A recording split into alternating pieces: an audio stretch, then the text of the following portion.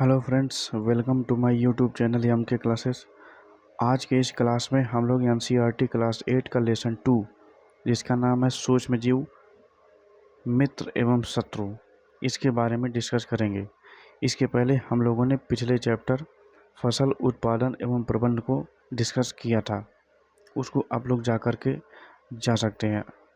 आपके इस चैनल पर प्लेलिस्ट बनी हुई है। यदि आप competitive exam UPTT, CTT, SSC bank, railway और अन्य परीक्षाओं की तैयारी कर रहे हैं जिसमें साइंस से जुड़े प्रश्न पूछे जाते हैं, तो एनसीईआरटी बुक आपके लिए बहुत ही महत्वपूर्ण है। आप लोग स्कूल स्टूडेंट भी हैं, तब भी एनसीईआरटी बुक पढ़ने के लिए आपकी बहुत ही महत्वपूर्ण भूमिका निभाती है। आप इस एनसीईआरटी बुक से अपनी तैयारी को मजबूत कर सकते हैं। तो आइए हम लोग अपने आज की इस क्लास को शुरू करते हैं, जिसका नाम है सूक्ष्म जीव, मित्र एवं शत्रु, है ना। सूक्ष्म जीव, मित्र एवं शत्रु। तो सबसे पहले हम लोग जानते हैं सूक्ष्म जीव क्या होता है, सूक्ष्म जीव किसे कहते हैं। तो आपने अपने आसपास के स्थानों पर पौधे एवं जंतुओं सहित अनेक जीव देखे होंगे, परंतु कुछ जीव ऐसे होते हैं जिन्हें हम बिना यंत्र की सहायता से केवल आंखों से नहीं देख सकते। इन्हें सूक्ष्म जीव कहते हैं। उदाहरण के लिए आपने देखा होगा कि वर्षा ऋतु में नम ब्रेड, मोटी या रोटी सड़ने लगती है तथा इसकी सतह सफ़ेद काले धब्बे पड़ जाते हैं। इन धब्बों को आवर्धक लेंस की सहायता से देखिए, आपको काले रंग की गोल सूक्ष्म संरचनाएं दिखाई देंगी। क्या आप जानते हैं कि यह संरचनाएं क्या होती हैं, ये कहाँ से आती हैं? तो सूक्ष्म जीव की इस जानकारी को प्राप्त करने के लिए हम लोग कुछ क्रियाकलाप करते हैं। क्रियाकलाप नंबर 1, बगीचे अथवा मैदान से एक बीकर में थोड़ी सी गीली मिट्टी लाइए तथा इसमें जल डालिए। मिट्टी के कण बैठ जाने के पश्चात जल की एक बूंद स्लाइड पर लेकर सूक्ष्मदर्शी की सहायता से इसका प्रेक्षण कीजिए। आप क्या देखते हैं? तो आप सूक्ष्मदर्शी से जब देखेंगे तो आपको दिखाई देगा। क्रियाकलाप 2, एक तालाब या पोखर से जल की कुछ बूंदें लीजिए, कांच की स्लाइड पर फैलाकर सूक्ष्मदर्शी की सहायता से इसका प्रेक्षण कीजिए। आपको कुछ दिखाई देगा, और वो क्या दिखाई देगा ये आगे दिया गया है कि आपको सूक्ष्मजीव गति करते हुए दिखाई देंगे। सूक्ष्मजीव गति करते हुए दिखाई देंगे। इस प्रेक्षण से पता चलता है कि मिट्टी एवं पानी में अनेक छोटे छोटे जीव, जिन्हें सूक्ष्मजीव कहते हैं, वे उपस्थित होते हैं। सूक्ष्मजीव इतने छोटे होते हैं कि उन्हें बिना यंत्र की सहायता से नहीं देखा जा सकता है। सूक्ष्मजीव इतने छोटे होते हैं कि बिना उन्हें सूक्ष्मदर्शी के हम लोग नहीं देख सकते हैं। इनमें से कुछ, जैसे कि ब्रेड पर उगने वाले कवक को आवर्धक लेंस की सहायता से देखा जा सकता है, जबकि अन्य बिना सूक्ष्मदर्शी की सहायता से दिखाई नहीं देते हैं। यही कारण है कि इन्हें सूक्ष्मजीव कहा जाता है।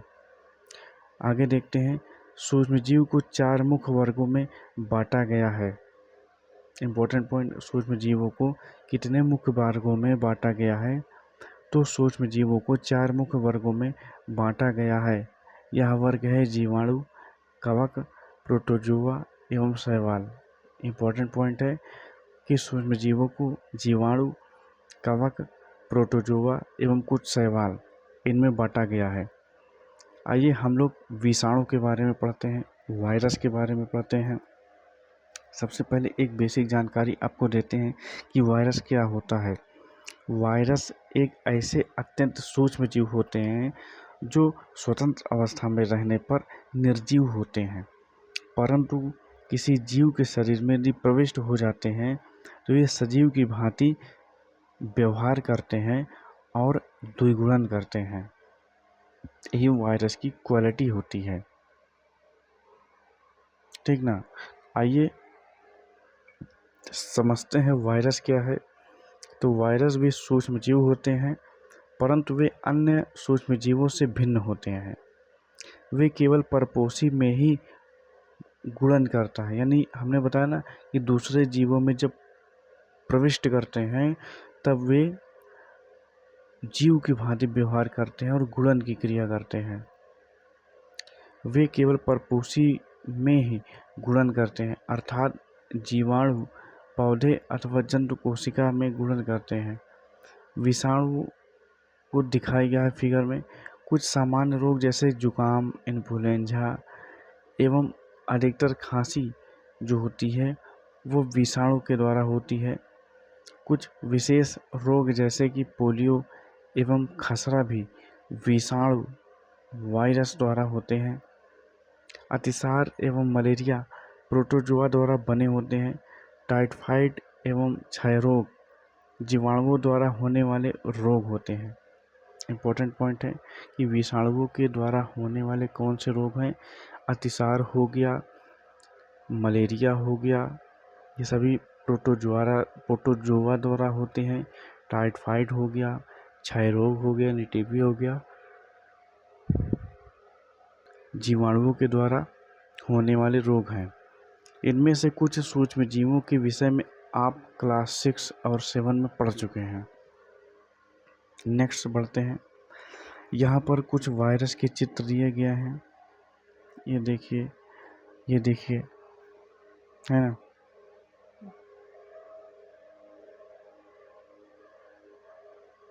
नेक्स्ट, सूक्ष्म जीव कहाँ रहते हैं। इम्पोर्टेंट पॉइंट है कि सूक्ष्म जीव कहाँ रहते हैं, तो जानने का प्रयास करते हैं। सूक्ष्म जीव एक कोशिक होते हैं।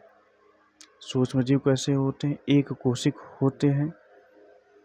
जैसे कि जीवाणु को शैवाल एवं प्रोटोजोआ अथवा बहुकोशिक जैसे कि कई शैवाल एवं कवक या बर्फीली शीत से उष्ण झीलों तक हर प्रकार की परिस्थिति में जीवित रहते हैं। यह मरुस्थल एवं दलदल में भी पाए जाते हैं। यह मनुष्य सहित सभी जंतुओं के शरीर के अंदर भी पाए जाते हैं। कुछ सूक्ष्मजीव दूसरे सजीवों पर आश्रित होते हैं, जबकि कुछ अन्य अकेले पर आश्रित रहता है, जबकि कवक पर जीवाणु समूह में रहते हैं। ठीक ना। नेक्स्ट पॉइंट है सूक्ष्मजीव और हम। सूक्ष्मजीव और हम।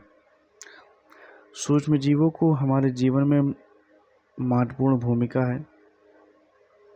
इनमें से कुछ हमारे लिए लाभदायक हैं तथा कुछ अन्य हानिकारक तथा जीवों में रोग के कारक हैं। आइए हम विस्तार से इसका अध्ययन करते हैं। देखते हैं मित्रवत सूक्ष्मजीव। पहला नंबर शत्रुवत सूक्ष्मजीव। दूसरा, तो मित्रवत सूक्ष्मजीव क्या होते हैं, तो सूक्ष्म जीव विभिन्न कार्यों में उपयोग किए जाते हैं। जो मित्रवत सूक्ष्म जीव है वो विभिन्न कार्यों में उपयोग किए जाते हैं। इनका उपयोग जो होता है वो दही, ब्रेड, केक बनाने में किया जाता है। ये सभी सूक्ष्म जीव क्या हैं, तो मित्रवत सूक्ष्म जीव कहलाते हैं। प्राचीन काल से ही सूक्ष्म जीवों का उपयोग एल्कोहल बनाने में किया जाता रहा है। प्राचीन समय में ही सूक्ष्म जीव का इस्तेमाल एल्कोहल बनाने में किया जा रहा है। नेक्स्ट देखते हैं पर्यावरण को स्वच्छ रखने के लिए इनका उपयोग किया जाता है। पर्यावरण को स्वच्छ रखने के लिए इनका इस्तेमाल किया जाता है।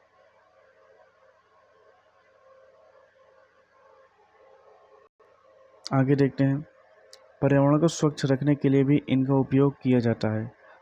उदाहरण के लिए कार्बनिक अवशिष्ट, सब्जियों के छिलके, जंतु अवशेष इत्यादि का अपघटन जीवाणुओं द्वारा किया जाता है या हानिरहित पदार्थ बनते हैं। स्मरण कीजिए जीवाणुओं का उपयोग औषधि उत्पादन एवं कृषि में मृदा की उर्वरता में वृद्धि करने के लिए किया जाता है, जिसे नाइट्रोजन स्थिरीकरण होता है। दही एवं ब्रेड का बनना। दही में अनेक सूक्ष्म जीव पाए जाते हैं, जिनमें लैक्टोबैसिलस नामक जीवाणु प्रमुख है। तो आपसे एग्जाम में ये क्वेश्चन बनता है, ये UP TET, C TET, SSC, bank, railway, किसी भी एग्जाम में ये सारे प्रश्न बनते हैं कि दही में कौन सा सूक्ष्म जीव पाया जाता है मुख्य रूप से। तो दही में लैक्टोबैसिलस नामक जीवाणु मुख्य रूप से पाया जाता है, जो दूध को दही में परिवर्तित कर देता है या दूध में जनन करते हैं और जनन करके उसे दही में परिवर्तित कर देते हैं। जीवाणु दही अथवा दही, पनीर, अचार एवं अनेक खाद्य पदार्थों में उत्पादन में सहायक है। रवा यानी सूजी, इडली एवं भटूरे का एक महत्वपूर्ण असंगठक नहीं है। क्या आप अनुमान लगा सकते हैं कि ऐसा क्यों है? जीवाणु के लिए जीवाणु एवं ईस्ट चावल के आटे के किण्वन में सहायक होते हैं, जिससे इडली एवं डोसा बनता है। नेक्स्ट देखते हैं, सूक्ष्मजीवों का वाणिज्यिक उपयोग। वाणिज्यिक उपयोग के अंतर्गत हमारे व्यापारिक रूप से उपयोगी जो सूक्ष्मजीव होते हैं वो कैसे होते हैं? तो व्यापारिक रूप से जो कुछ सूक्ष्मजीव होते हैं, जीवाणु हो गया, विषाणु हो गया, उसमें व्यापारिक रूप से कुछ मटेरियल पाए जाते हैं।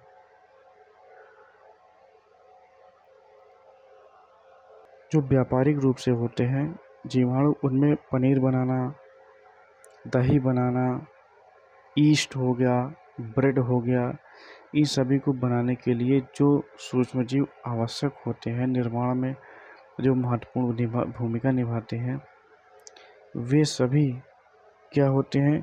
सूक्ष्मजीवों के वाणिज्यिक उपयोग के अंतर्गत उस सेक्शन में जाएंगे जहाँ पर ये सारी चीज़ें हमें उपलब्ध होंगी, है ना। तो आज की इस क्लास में हम लोग यहीं तक पढ़ेंगे। मिलते हैं आपसे नेक्स्ट वीडियो में, नेक्स्ट टॉपिक का नाम, जिसका नाम है सूक्ष्मजीवों के औषधीय उपयोग। सूक्ष्मजीव हमारे लिए दवाई के रूप में किस प्रकार कार्य करता है, इसके बारे में हम लोग डिस्कशन करेंगे, है ना।